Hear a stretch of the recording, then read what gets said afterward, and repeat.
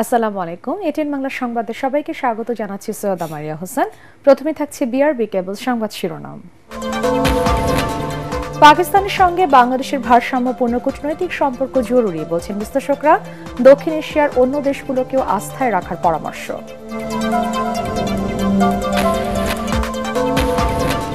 রাখাইনে চলমান রাজনৈতিক অস্থিরতায় অস্বস্তিতে বাংলাদেশ।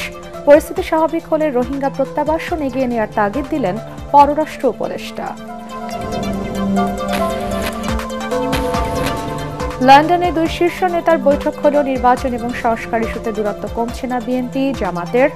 আওয়ামী লীগ ইস্যুতে ঐক্যবদ্ধ পুরনো দুই মিত্র।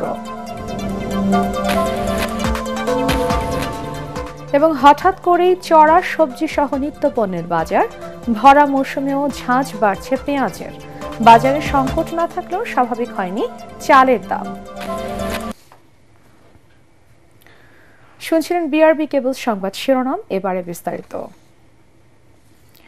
পাকিস্তানের সঙ্গে বাংলাদেশের ভারসাম্যপূর্ণ কূটনৈতিক সম্পর্ক জরুরি বলে মনে করেন আন্তর্জাতিক সম্পর্ক বিশ্লেষকরা। তারা বলছেন, গত 15 বছরে দেশটির সঙ্গে সম্পর্কের যে অবনতি হয়েছে তাতে কোনো পক্ষই লাভবান হয়নি। তবে পাকিস্তানের সাথে সম্পর্ক ভালো করতে গিয়ে দক্ষিণ এশিয়ার অন্য দেশগুলো যেন সাংঘর্ষিক অবস্থায় চলে না যায় সেদিকেও খেয়াল রাখার পরামর্শ বিশ্লেষকদের। রিপোর্ট আদ্দিন সজীবের। প্রায় 15 বছর পর ঢাকায় বাংলাদেশ পাকিস্তানের বৈঠক। 24-এর গণ অভ্যুত্থানে আওয়ামী শাসনের পতনের পর দুই দেশের সম্পর্কে এক নতুন মোড়। যদিও কূটনৈতিক এ সম্পর্কের উন্নতির ইঙ্গিত পাওয়া গিয়েছিল আগেই, তবে এবার ঐতিহাসিকভাবে অমীমাংসিত বিষয়গুলোই গুরুত্ব দেয় বাংলাদেশ। 71-এ গণহত্যার বিষয়ে পাকিস্তানের আনুষ্ঠানিকভাবে ক্ষমা চাওয়া, আটকে পড়াদের প্রত্যাবাসন এবং বিদেশি সাহায্যের অর্থ হস্তান্তর সহ আলোচিত ইস্যুগুলো তুলে ধরে বাংলাদেশ। পাকিস্তানও এসব বিষয়ে আলোচনায় আগ্রহ প্রকাশ করে। আমি মনে করি এটা ওয়েলকাম ইনিশিয়েটিভ।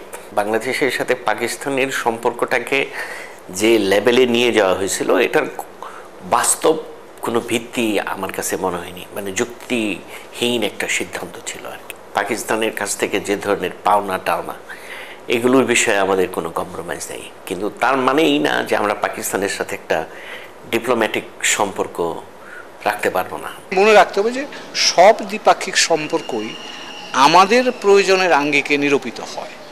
কাজেই সকলের সাথে যে সম্পর্ক একরকম হবে তা কিন্তু নয়। আমাদের স্বার্থের আলোকে কারোর সাথে একটু বেশি হবে, কারোর সাথে একটু কম। বিশ্লেষকরা বলছেন, গত 15 বছরে দুদেশের সম্পর্কের যে অবনতি হয় তা কারোর জন্যই ভালো হয়নি। তবে ভারত বা অন্য কোনো দেশের স্বার্থে নয়, বরং নিজেদের প্রয়োজনে পাশের দেশগুলোর সাথে ভারসাম্যপূর্ণ কূটনৈতিক সম্পর্ক এগিয়ে নেওয়ার তাগিদ দেন তারা। আমরা কখনোই এটা মনে করি না যে দ্বিপাক্ষিক সম্পর্কের প্রভাব নেতিবাচকভাবে তৃতীয় পক্ষের উপর যাক, অথবা তৃতীয় পক্ষ সেটা নিয়ে পীড়িত হোক। আমি মনে করি বাংলাদেশ পাকিস্তান সম্পর্ক স্বাভাবিক হলে তাতে ভারতের খুব চিন্তিত হওয়ার কোনো কারণ তো দেখছি না। বাংলাদেশকে তার কথা মতো চলতে হবে, পরিষ্কার কথা। দক্ষিণ এশিয়া হলো আমার কথা মতো চলবে, এই যে মানসিকতা থেকে ভারত এখনো মুক্ত হইতে পারে নাই। আমরা অবশ্যই আমাদের সভরিং পজিশন, সার্বভৌমত্বের যে অবস্থান, আমাদের নিজস্ব সিদ্ধান্ত নেওয়ার ক্ষমতা, এখানে আমরা কেন কম্প্রোমাইজ করব? এবং সেটা সেই দৃষ্টিকোণ থেকে আমি মনে করি হোয়াট উই আর ডুইং, বা যেভাবে বাংলাদেশ পাকিস্তান সম্পর্কের বিষয়গুলো আগাচ্ছে, ফাইন, এটা বাংলাদেশের জন্য ভালোই হবে। আগামী 27 ও 28 এপ্রিল ঢাকা সফরে আসছেন দেশটির উপপ্রধানমন্ত্রী এবং পররাষ্ট্রমন্ত্রী ইসহাক দার। শেষ পর্যন্ত দুদেশের অমীমাংসিত বিষয়গুলোর কতটা অগ্রগতি হয় তাই দেখার অপেক্ষা। আদ্দিন সজীব, এটিএন বাংলা, ঢাকা। রাখাইনে চলমান রাজনৈতিক অস্থিরতায় বাংলাদেশ অস্বস্তিতে আছে বলে জানিয়েছেন পররাষ্ট্র উপদেষ্টা তৌহিদ হোসেন। পরিস্থিতি স্বাভাবিক হলে রোহিঙ্গা প্রত্যাবাসনে উদ্যোগ নিতে যুক্তরাষ্ট্রের প্রতি তাগিদ দিয়েছে ঢাকা। দেশটির সাথে বাংলাদেশ বাণিজ্য ঘাটতি কমানোর উপায় খুঁজছে বলেও মার্কিন প্রতিনিধি দলকে জানানো হয়েছে। ফজল রাবির রিপোর্ট। বৃহস্পতিবার ঢাকার কূটনৈতিক পাড়া ছিল সরগরম। পাকিস্তানের পররাষ্ট্র সচিব ছাড়াও ঢাকায় দিনভর ব্যস্ত সময় পার করেন মার্কিন পররাষ্ট্র দপ্তরের ডেপুটি অ্যাসিস্ট্যান্ট সেক্রেটারি নিকোল চুলিক এবং অ্যান্ড্রু হেরাপ। পূর্ব এশিয়া ও প্রশান্ত মহাসাগরীয় অঞ্চল বিষয়ক উপসহকারী পররাষ্ট্রমন্ত্রী অ্যান্ড্রু হেরাপের সাথে ছিলেন মিয়ানমারে নিযুক্ত ভারপ্রাপ্ত মার্কিন রাষ্ট্রদূত সুসান স্টিভেন্স। পররাষ্ট্র উপদেষ্টা তৌহিদ হোসেন জানান, মিয়ানমারের রাখাইন রাজ্য নিয়ে বাংলাদেশ যে অস্বস্তিকর পরিস্থিতির মধ্যে রয়েছে, মার্কিন প্রতিনিধি দলের সাথে সে বিষয়ে আলোচনা হয়েছে। তাগিদ দেওয়া হয়েছে রোহিঙ্গা সমস্যা সমাধানের। রোহিঙ্গা সমস্যার সমাধান না হলে যদি ওখানে যুদ্ধ শেষও হয়ে যায়, তারপর শান্তি আসবে না। এটা আমি খুব শক্তভাবে বলেছি। সত্যিকার অর্থে আমরা একজন নতুন প্রতিবেশী মুখোমুখি, যারা আবার নন স্টেট অ্যাক্টর, কাজে তাদের সাথে আমরা না পারছি ওপেনলি স্বাভাবিকভাবে আচরণ করতে, না পারছি তাদেরকে ইগনোর করতে। কাজে এই difficult situation, there will be a time যখন হয়তো এই সমস্যাটা স্থিতি আসবে এবং একটা সমাধানের দিকে যাবে। তখন আমাদের যে বন্ধু রাষ্ট্র আছে এবং শক্তিশালী রাষ্ট্র যারা আছে, তারা চাপ সৃষ্টি করতে হবে ওখানে যে নতুন ডিসপেন্সেশন আসবে তাদের উপরে, যে রোহিঙ্গাদের মানবিকভাবে বিবেচনা করতে হবে এবং তাদেরকে তাদের অধিকার ফিরিয়ে দিতে হবে। অন্যদিকে ডেপুটি অ্যাসিস্ট্যান্ট সেক্রেটারি নিকোল চুলিকের সাথে বৈঠকে মার্কিন যুক্তরাষ্ট্রের সাথে বাণিজ্য ঘাটতি কমিয়ে আনার উপায় খোঁজা হচ্ছে বলে ঢাকার পক্ষ থেকে জানানো হয়েছে।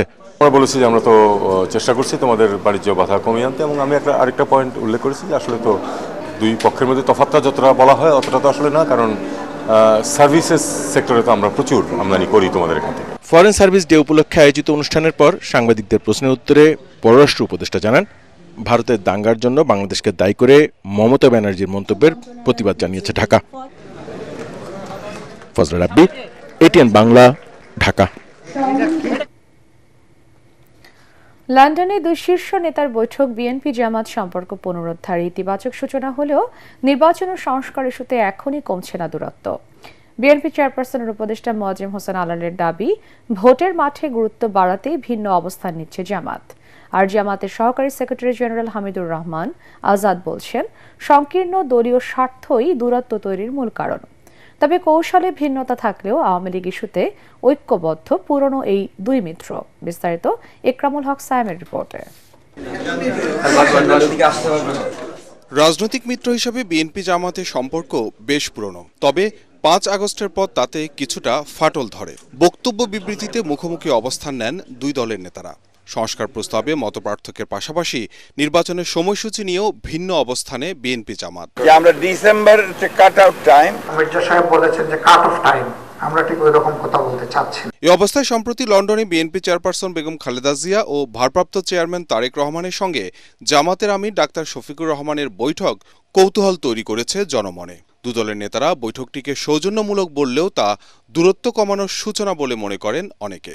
ওটা একটা সৌজন্য সাক্ষাৎ নাকি আসলে গুরুত্বপূর্ণ কিছু আলোচনা হয়েছে, এটা হয়তো ধীরে ধীরে প্রকাশিত হবে সময় মতো। যে কোনো যুগের মানুষের পরস্পর মধ্যে ভিউ এক্সচেঞ্জের কারণে দূরত্ব কেটে যায়। তবে সংস্কার ও নির্বাচন ইস্যুতে বিএনপি জামাতের অবস্থান এখনও আগের মতোই। আগামীতেও এই সম্পর্ক নির্ভর করছে ভোটের মাঠে দল দুটির কৌশলের উপরই, যা স্পষ্ট নেতাদের বক্তব্যে।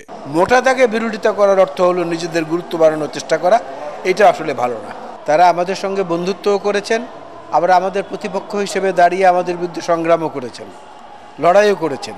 দুটো জিনিসই জামাত ইসলামের মধ্যে বৈশিষ্ট্যের মধ্যে আছে। অতীতের যে জোটের রাজনীতির অভিজ্ঞতা, সেখানে যে শুধু আমি নেব দেব না, এই যে সংকীর্ণ মানসিকতা, অন্যকে তার ন্যায্য অধিকারের জায়গাটাকে বঞ্চিত করে, সেই জায়গায় সচেতন কোনো মহল এটাকে সেভাবে রেসপন্স করবে বলে আমার মনে হয়। বিএনপি নেতা অ্যাডভোকেট মোয়াজ্জেম হোসেন আলালের দাবি, আওয়ামী লীগ ইস্যুতে খুব একটা ভিন্নতা নেই জামাতের সঙ্গে। অন্যদিকে মৌলিক সংস্কার ইস্যুতে বিএনপির সঙ্গেও ঐকমত্য তৈরি হবে বলে আশা জামাত নেতা হামিদুর রহমান আজাদের। ঐকমত্য কমিশন যে কাজটা শুরু করেছে, সংস্কারের জায়গাগুলো যদি দুই দল এবং অন্যান্য দল সহ সবার যদি মিনিমাম পয়েন্টে যে ঐক্যবদ্ধ হয়ে যায়, তাহলে এখানে একটা ঐক্যবদ্ধ হওয়ার আর একটা জায়গা তৈরি হবে। ফ্যাসিবাদকে প্রতিহত করা বা তাদের পুনরুত্থান ঠেকানো, এটা হচ্ছে একটা জাতীয় ঐক্যমতের ব্যাপার। এটা স্বয়ংক্রিয়ভাবে হয়ে গেছে আন্দোলনের মধ্য দিয়ে। এইখান থেকে কেউ সরে গেলে বরং তার ক্ষতি হবে। মত পার্থক্য আছে, এটা থাকা খুবই স্বাভাবিক।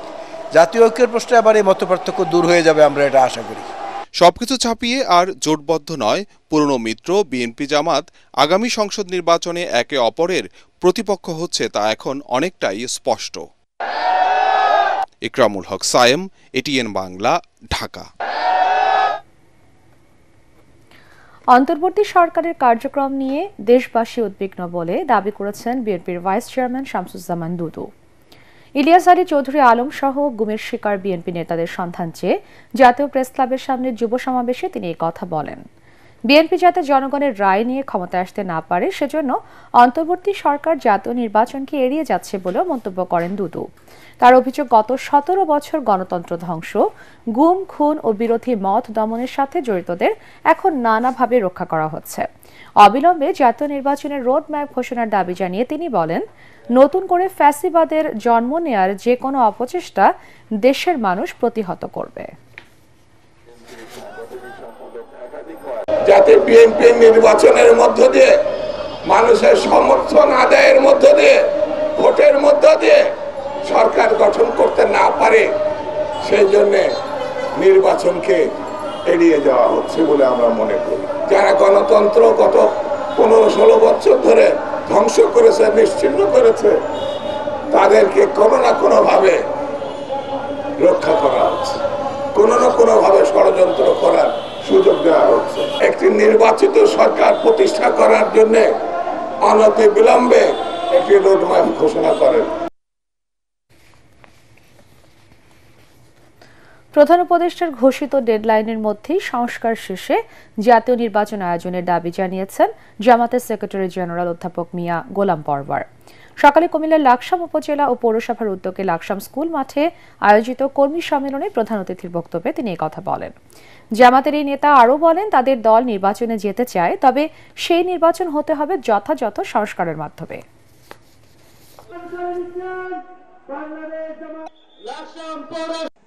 ডক্টর প্রফেসর ইউনূসের নেতৃত্বে অন্তর্বর্তীকালীন সরকার নির্বাচিত জনপ্রতিনিধির কাছে ক্ষমতা হস্তান্তরের লক্ষ্যে একটি জাতীয় নির্বাচনের লক্ষ্যে আমরা যে অভিযাত্রা শুরু করেছি, তিনিও নির্বাচনের একটি ডেডলাইন দিয়েছেন।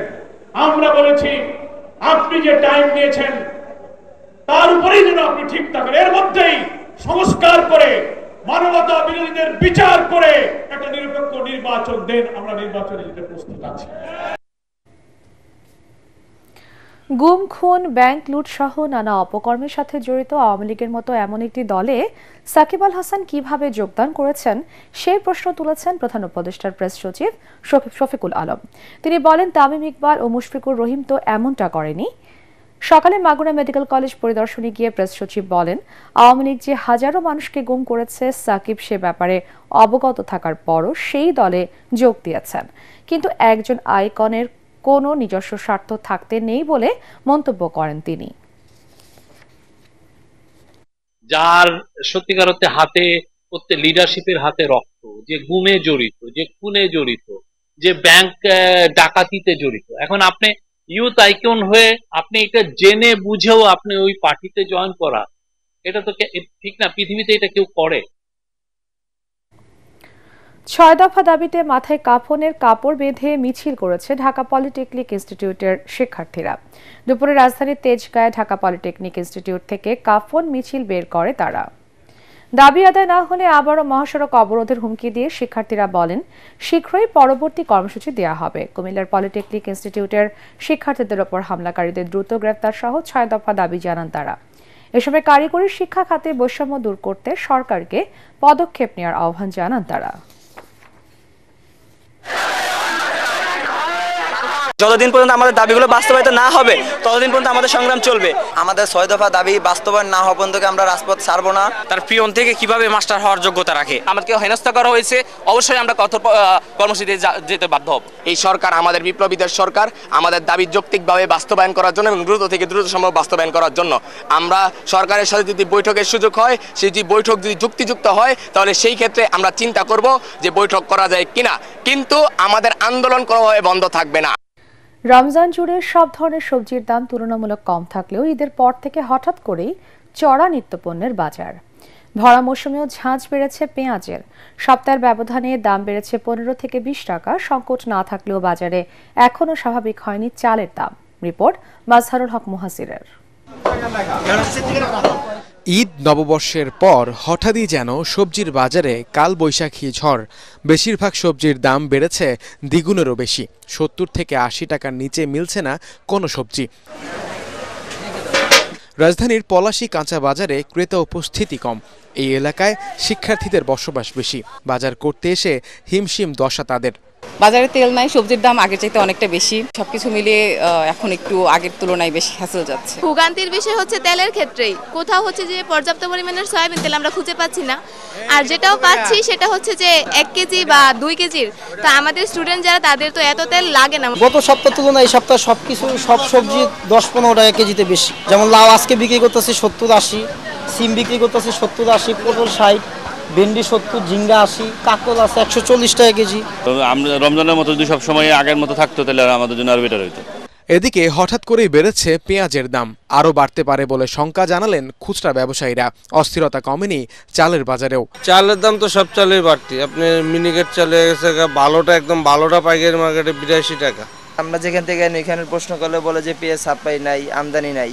পরশুদিন ছিল 40 টাকা কেজি, আজকে 65 টাকা কেজি। 1 কেজিতে প্রায় 20 থেকে 25 টাকা বাড়ছে। আমাদেরকে স্লিপও দেখায় না, দামও বলে না যে কি জন্য বাড়ছে। অনেক সময় যদি বলি যে আমাদের একটা ক্যাশ মেমো দিয়ে দেন ম্যাজিস্ট্রেট আসে দেখানোর জন্য, বলে যে ক্যাশ মেমো দেওয়া যাবে না, নিলে নেন, না নিলে চলে যান। আমরা তো চাই যে আসলে সবসময় একটা স্টেবল কন্ডিশনে থাকুক বাজার দরটা। যদিও বাজারে মাছ আর মুরগি নিয়ে স্বস্তিতেই আছেন ক্রেতারা। কেজিতে 10 টাকা পর্যন্ত কমে প্রতি কেজি ব্রয়লার মুরগি বিক্রি হচ্ছে 180 টাকায়। মাসহারুল হক মুহাজির, ATN বাংলা, ঢাকা। জাতীয় নির্বাচনের আগে স্থানীয় সরকার নির্বাচনের দাবি জানিয়েছে বাংলাদেশ কংগ্রেস। তাদের মতে স্থানীয় সরকার কাঠামো জনপ্রতিনিধিবিহীন হওয়ায় ব্যাহত হচ্ছে জনসেবা ও উন্নয়ন। দুপুরে সুপ্রিম কোর্ট বার ভবনে এক আলোচনা সভায় এসব কথা বলেন বাংলাদেশ কংগ্রেসের চেয়ারম্যান অ্যাডভোকেট কাজী রেজাউল হোসেন। শুধু নির্বাচন কমিশন সংস্কার নয়, যে কোনো নির্বাচনের আগে রাজনৈতিক দলগুলোর সংস্কার প্রয়োজন বলে মনে করেন আলোচনায় অংশ নেওয়া বিভিন্ন দলের প্রতিনিধি ও বিশিষ্টজনেরা। বোমা বানানোর জনপদে পরিণত হয়েছে শরীয়তপুরের জাজিরা উপজেলা বিলাসপুর ইউনিয়ন। গত 2 যুগে বোমা বানাতে গিয়ে বিস্ফোরণে 8 জনের মৃত্যু হয়েছে, আহত হয়েছে 2000-এরও বেশি, মামলা হয়েছে 70-টিরও বেশি।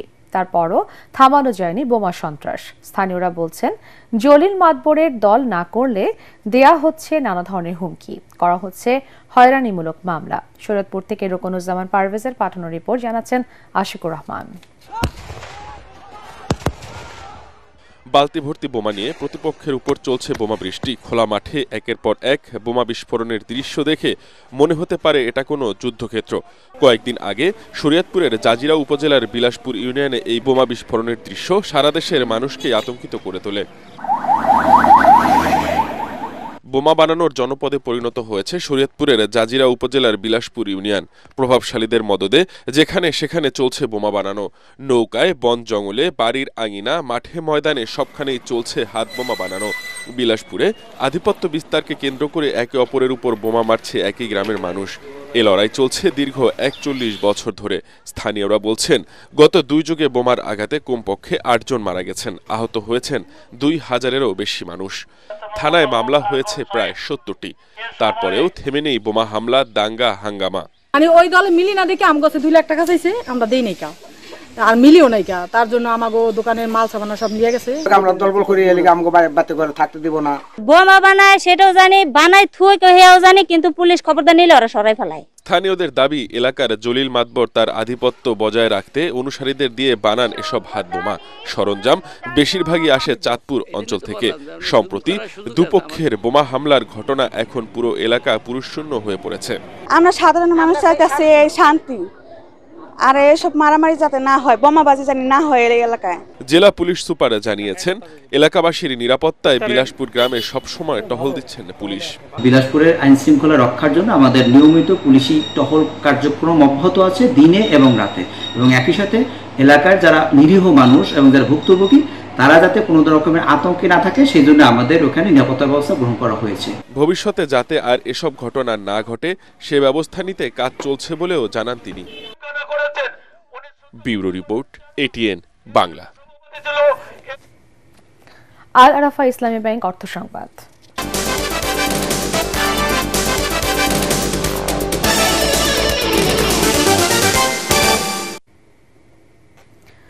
চাঁপাইনবাবগঞ্জে বেগুনি রঙের ধান চাষ করে সাড়া ফেলেছেন কৃষক রবিউল ইসলাম। শুরুতে নতুন ফসল আবাদে কিছুটা সংশয় থাকলেও এখন ফলন দেখে তার চোখে মুখে আশার ঝিলিক। রবিউলের এই সাফল্য দেখে অনেকেই আগ্রহী হয়ে উঠছেন নতুন জাতের এই ধান চাষে। চাঁপাইনবাবগঞ্জ প্রতিনিধি নাসিম মাহমুদের পাঠানো রিপোর্ট জানাচ্ছেন আসিফুর রহমান সাগর। ইউটিউবে দেখে বেগুনি রঙের ধান চাষে উদ্বুদ্ধ হন কৃষক রবিউল ইসলাম। এরপর অনলাইনে অর্ডার দিয়ে ৩০০ টাকা কেজি দরে ২ কেজি বীজ সংগ্রহ করে ১২ কাঠা জমিতে চাষ করেন এ ধান। প্রচলিত ধান গাছের পাতার রং সবুজ, কিন্তু তার জমিতে এখন শোভা পাচ্ছে বেগুনি রঙের ধান গাছ। ধান গাছ ও শীষের চেহারা দেখে ভালো ফলনের আশা রবিউলের। ৩০০ টাকা অর্ডার দিয়ে ২ কেজি ধান লেনে ১২ কাঠা জমি লাগাচ্ছি, তো ইনশাল্লাহ ধান ভালো হয়েছে। তো এর ফলে বিঘায় ৩০ মন হবে, এটা আশাবাদী। বিস্তৃত সবুজ বোরো ক্ষেতের মধ্যে বেগুনি রঙের ধান গাছ দেখে অবাক পথচারীরা।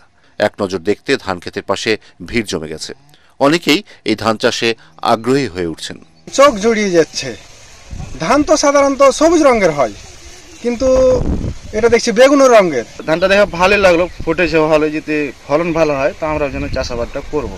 রবিউল ভাইয়ের কাছে বীজটা চাই আমি, যে ধানটা হলে ভাই বীজটা দেবো, আমি নিজে সংগ্রহ লাগাবো। জীবনে আমি দেখিনি, আমি এর আগে দেখিনি ধানটা।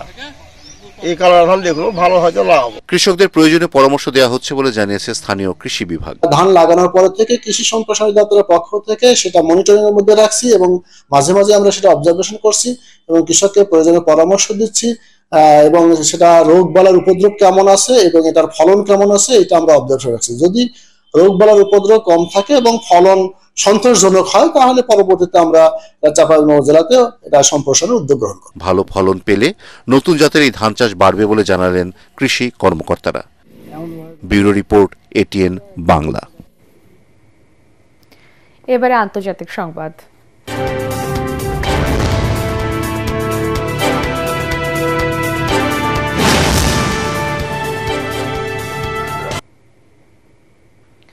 খনিজ চুক্তি কার্যকর করার পথে এক ধাপ এগোলো আমেরিকা এবং ইউক্রেন। কিয়েভ জানায় আজ দুদেশের মধ্যে সমঝোতা চুক্তি হয়েছে। একই সাথে মার্কিন প্রেসিডেন্ট ডোনাল্ড ট্রাম্প জানিয়েছেন আগামী বৃহস্পতিবারই এই সংক্রান্ত চুক্তিতে সই হতে পারে।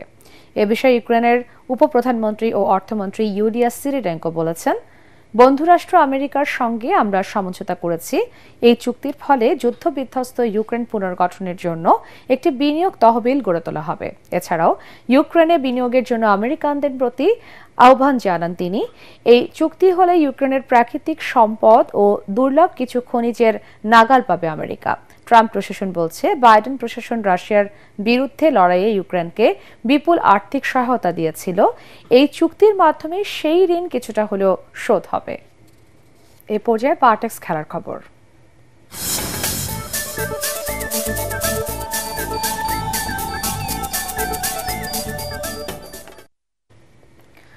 পেস কিংবা স্পিন নয়, জিম্বাবুয়ের বিপক্ষে স্পোর্টিভ উইকেট চান বাংলাদেশের কোচ ফিল সিমন্স। 2 ম্যাচ সিরিজের প্রথম টেস্টে 20 এপ্রিল সিলেট আন্তর্জাতিক ক্রিকেট স্টেডিয়ামে মুখোমুখি হবে টাইগাররা। তাকে সামনে রেখে সেখানে চলছে ব্যাটিং বোলিং অনুশীলন। একই সাথে উইকেট প্রস্তুতির কাজও করছে স্বাগতিকরা। হোম সুবিধা নিতে বরাবরই স্পিনিং উইকেট বানায় বাংলাদেশ। তবে ওয়েস্ট ইন্ডিয়ান এই কোচ বলেন ভবিষ্যতের কথা বিবেচনা করে প্রপার উইকেট বানাতে হবে। জিম্বাবুয়ের বিপক্ষে জিততে ঘূর্ণি উইকেট প্রয়োজন নেই বলেই মনে করেন Phil Simmons. We wanted to take the test team in the direction that we play a certain way, and therefore we don't necessarily have to prepare a spin track for Zimbabwe. Prepare a proper track and we play cricket to win the test match. So there's no thought of preparing a spin track or a seaming track or anything like that. Today we went out there, the track looked hard, looked really nice, so we look and see what happens tomorrow morning. প্রথমবারের মতো সদস্য তাদের সন্তানদের জন্য দাবা প্রশিক্ষণ কার্যক্রম শুরু করেছে ঢাকা রিপোর্টার্স ইউনিটি। সকালে ডিআরইউ কার্যালয়ে এই কার্যক্রমের উদ্বোধন করেন উপমহাদেশের প্রথম গ্র্যান্ড মাস্টার নিয়াজ মোর্শেদ। এসবে তিনি বলেন, দাবার এই প্রশিক্ষণ শিক্ষার্থীদের মেধার বিকাশ ঘটাবে। অনুষ্ঠানে উপস্থিত ছিলেন ডিআরইউ সভাপতি আবু সালে আকন, সাধারণ সম্পাদক মাইনুল হাসান সোহেল এবং ক্রীড়া সম্পাদক মুজিবুর রহমান সহ অন্য সদস্যরা। 22 জন সদস্য এবং 37 জন সদস্য সন্তান এই প্রশিক্ষণে অংশ নিচ্ছে।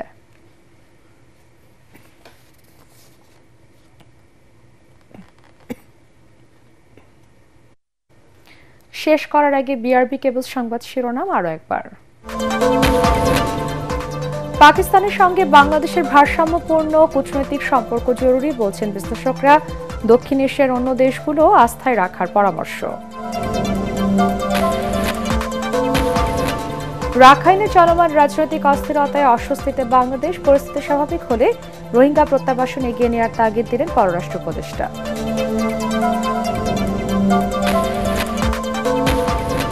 লন্ডনে দুই শীর্ষ নেতার বৈঠক হল। নির্বাচন এবং সংস্কার ইস্যুতে দূরত্ব কমছে না বিএনপি জামাতের। আওয়ামী লীগ ইস্যুতে ঐক্যবদ্ধ পুরনো দুই মিত্র।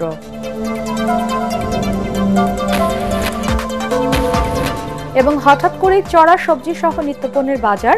ভরা মৌসুমেও ঝাঁঝ বাড়ছে পেঁয়াজের। বাজারে সংকট না থাকলেও স্বাভাবিক হয়নি চালের দাম।